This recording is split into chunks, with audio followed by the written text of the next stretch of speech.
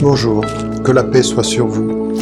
Mon affaire a commencé dans le climat du mouvement MeToo, c'est d'ailleurs ce qui l'a provoqué.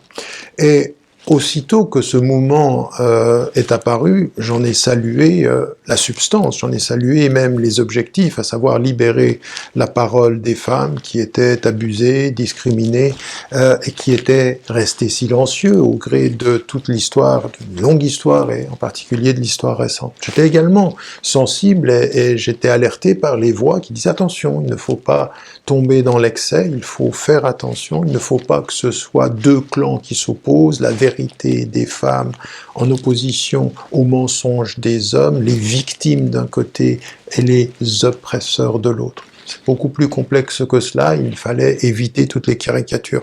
Malheureusement, dans mon cas et dans mon affaire, on a vraiment atteint le sommet de l'approche caricaturale. Tout ce que les plaignantes disaient était parole de vérité, et tout ce que je pouvais dire était forcément du mensonge.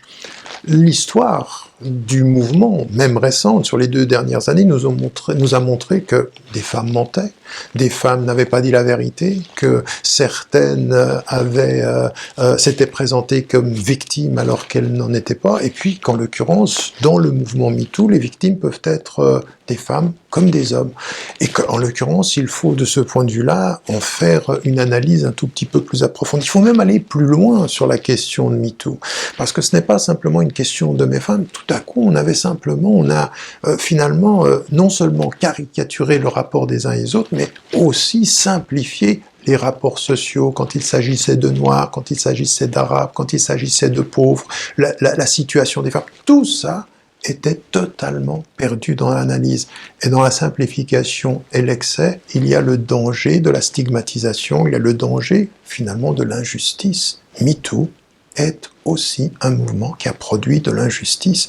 Et le meilleur des exemples, c'est celui qui me concerne, car finalement, dans cette affaire, la victime n'est pas celle que l'on croit, ce ne sont pas les plaignantes qui ont instrumentalisé un mouvement.